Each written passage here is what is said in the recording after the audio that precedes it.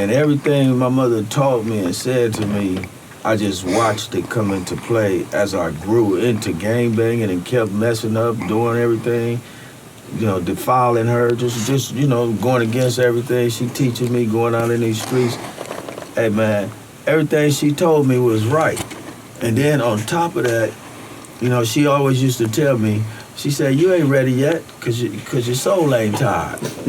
And see, that's why I tell the homies, your soul ain't tired. When your soul get tired, you're gonna quit all that. Exactly. You're gonna quit all that. Then you're gonna start regretting you even done it. And it don't necessarily have to be gangbanging.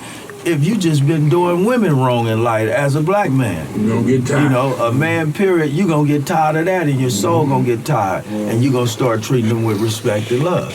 Because we were not created to just go on and on with wrongdoing until you die.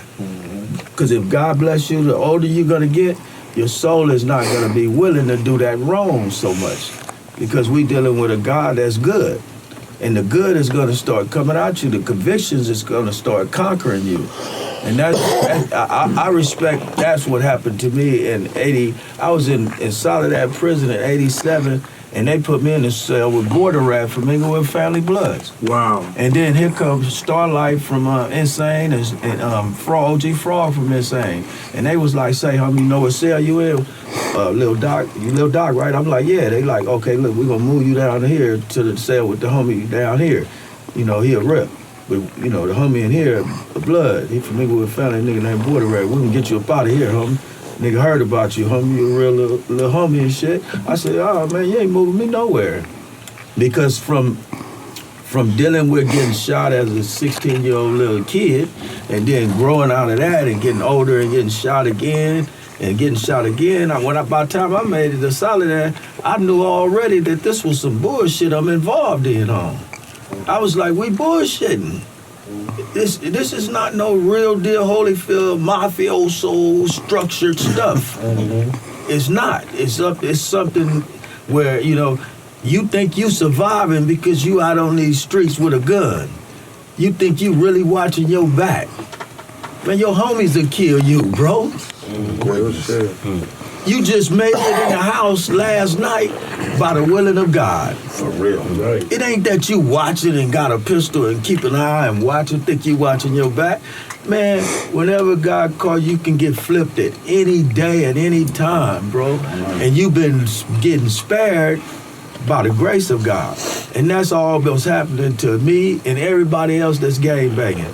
When they come through and you at the house and you sitting up there, pull up in the hood and your homie laid out the sheet over him and you jump out the car talking about you crying, you mad about it.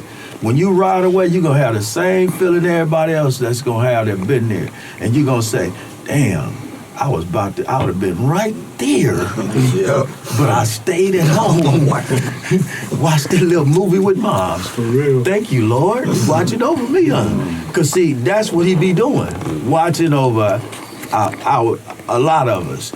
And you in the trenches like that every day. So every time you stopping at liquor stores, hamburger stands, or just in your hood patrolling, because you don't go in other hoods, you can survive in yours. Man, you can get knocked down any day, any time. All it takes is for God to say, this is your day. Here these killers come. And they not shooting from the car. They just run up on you and you out of here today. And that's it. Ain't none of that you watching your back. You know the shit. You good at it. You get killed any day. Yeah. That's just the bottom line because you playing with something that's basically Russian roulette. Every day you come to your hood standing out there, you playing Russian roulette. Because all it takes is the wrong cats to come through. And you out of here, bro. Gun in your britches, in your hand, however you want it. All it takes is the wrong cat to come through. And we done seen it time after time where cats come through and we tell each other, man, the nigga could have killed me, man, if he knew what he was doing. The boy had me. It's just another case of the grace of God over you, bro. So, my thing is, I just want to tell everybody, what we doing, we've been representing something that's not really, to me, it's not real. And I was raised to be real with what I represent. And I can't be real representing this to the fullest because it's not real. Because if I represent it to the fullest and be real, like I said earlier, then I'm going to go all out. If I say, well, here go Pork and Smoke here, and I'm not supposed to be on his radio show talking with them, I don't mess with Kitchen. And then I turn around and catch a murder on some other gang, and I go to jail, Kitchen my cellie. And the homies is making me stay up in there. So what are we doing here? What are we doing here? We straight banging and doing something that's really has no cause, no significance. You're going in a circle. And it's called insanity. Basically, you keep repeating something over and over. It's just insane. So you gonna teach this to the next generation and they gonna rise up and do it when you can stop it. We need to just stop it because it's all self-destructing our race of people. Exactly. Well, Brothers, blood up, Crip, bro. We need to just straight come together, bro. You guys did an impressive job with the whole East Coast kitchen thing. I want to salute y'all for bringing, that's multiple, it's not just two hoods, it's 11 6s, 8 7s, and a whole East Coast card together. But Doc, we got to talk about another important truth that you was very instrumental in. This is a truth that people said would never happen. This is a rivalry that had bodies. And it's also a rivalry that's cross-cultural, cross-ethnicities, cross-races. This is the Florences and the East Coasters. From what I remember, this started in 99, so here it is 20 years later. And tell me if I'm lying, that truce is in effect and the rivalry's over between the Florences and the East Coasters. Yes, it's over. You know, and I was fortunate to facilitate it. You know, because you can never say, I was told by my homie Bear from 89 East Coast, don't never say I. You know, you don't want to offend the whole hood. Because we're a big hood, different numbers, and people get offended. Like, you heard Doc on the radio, he hollered, he did it. He did it. Nah, man, we all did that together. It's a facilitator and everything. Yeah, but you played a huge role. And that's the role I played, facilitating it. So, you know, didn't nobody come with it or come up with it. I came to them with it, to my homies from East Coast Crip. And I facilitated it. And I asked them to roll with me every number. And I asked them all why to roll with me, you know, on this, to make a better community. You know what I'm saying? Because I came to homies that got kids, and I got kids today, you know. And I say, look, man, I want my son to be able to walk around through here. I want my daughter to be able, I want to just tell her, go to the park. Walk with your brother, go to the park. I don't want to be like, you can't walk to the park. Well, hold on, Daddy. Let me pause the NFL game. And I got to drive you to the park. I got to stay at the park with you. Then I got to come back and finish watching the game, you know, because I got to have the game. I got to have the game recorded because I can't go and leave you at this park because they out here is the gang war between us and Florencio that went to the point to where at 1 minute it's a racial war, next minute it's a gang-related war. It's going back and forth. You know, and you done had over 100 and some murders. So I was looking at that like, come on, man. Like I was telling you now with the Crip and Blood thing, at what point we gonna have to come to our senses to see? Man, big as our hood is, Kitchen Crips surrounded by us. They still here today. You're not gonna kill nobody tribe off. So what is you doing with this stuff? What are we doing here? I'm not a fool. I'm very conscious of what I'm doing, whether I'm killing or I'm banging the hood, throwing up the set, everything.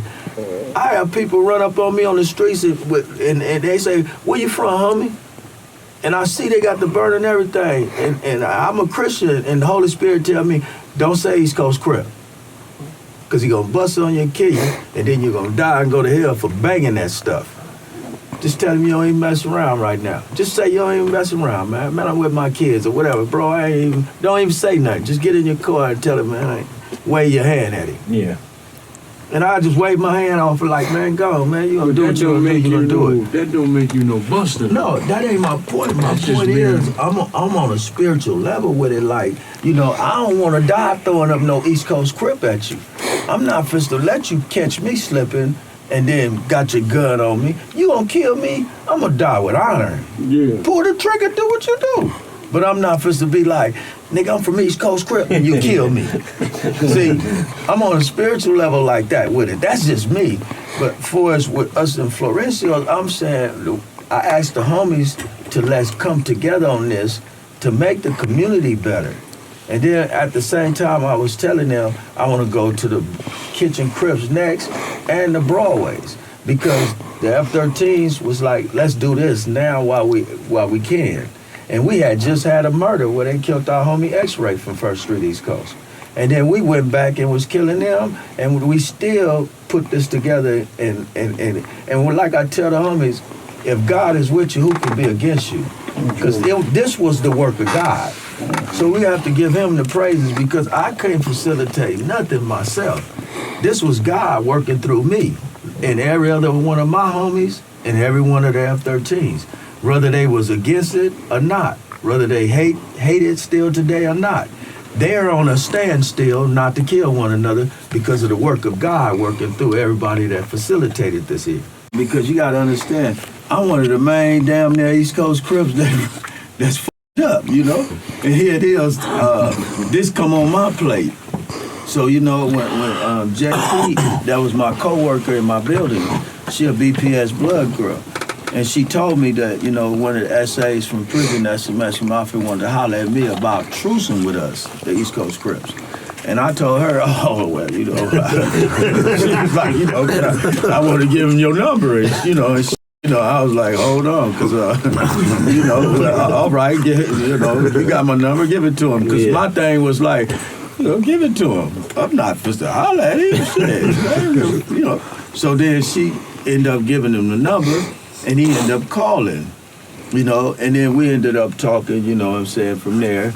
And from there, I told him straight up, not right now, because y'all just killed the homie X-Ray. So this happened in early August. I think X-Ray got killed in the first week of August. Yeah. So were you talking with him in late July or right before X-Ray got killed, or right after X-Ray? Right after X-Ray. Right after, okay. Right, I mean, immediately after. Immediately he after. even buried. Okay. And I was like, no, not right now, bro.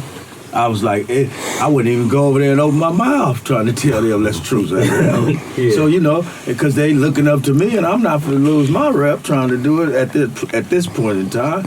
So I was like, nah, bro. You know, and then, you know, I never hated no one, because that's a hell of a word to use. So my thing was always like, you know, I don't dislike certain gangs, how they get down when murders do happen. You know, you kill a man in front of his kid. You kill a man in the yard, you know, with his mama and everybody there barbecuing, hanging out. You know, you doing, to me, those coward moves. So I dislike how a person got down. You know, it's a way to get down, you know. So I just dislike that. But when it came to us and them and me for agreeing to facilitate it, I started having visions from God to do what this man is coming to me with. So when I woke up in the morning, I called, you know, the brother back in prison, the Mexican Mafia, homie. That's from Florencio. I just told him straight up, you know what? I said, I'm going to do this with you, bro. Let's do it. And he was like, I'm telling you, Doc, God is going to bless us, bro. Bless everybody. The community's going to be better. And I was like, I feel you, because God been talking to me, too. Wait up, a Mexican Mafia dude talking about God? Yeah.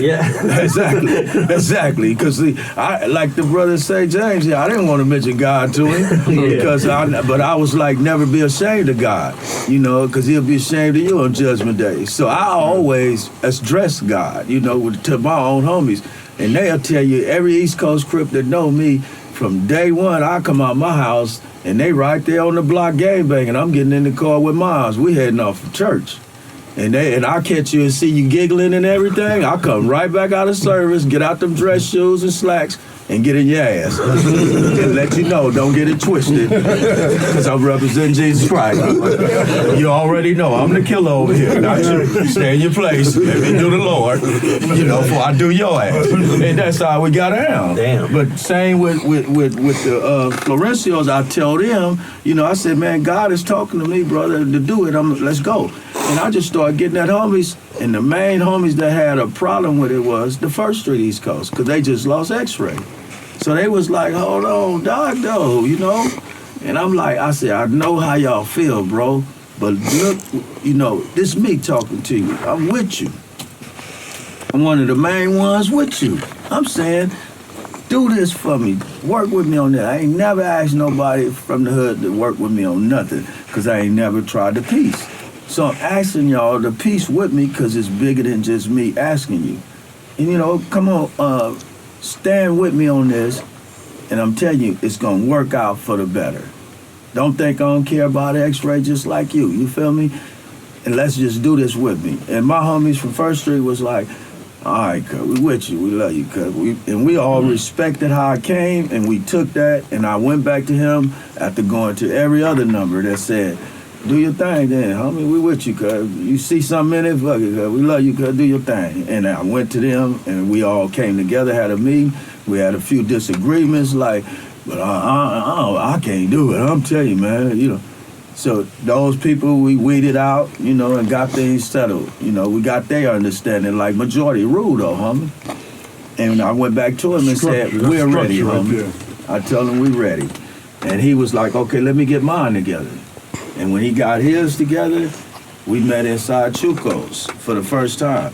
And it was like off the hinges, because it was like all my homies, we all up in here, and we, you know, it was just like man, it was like to me, I can't speak for all my homies, but to me, it was awesome. Yeah. Because when we had the Nation of Islam doing security, and when even the nation was running around with their head chopped off, they said, the F-13's here, they're here, they just come in. You know, and I seen them like, they came. And I was like, and then I'm trying to break my neck to the door. I'm like, they're here, and then I go out there and greet them, and they telling me, hold on, Lil Doc, we first come in. I'm like, some of y'all can come in this way, the gate is open around back. They like, the gate open in the back? Okay. So they swooped around the back, they came in through the front.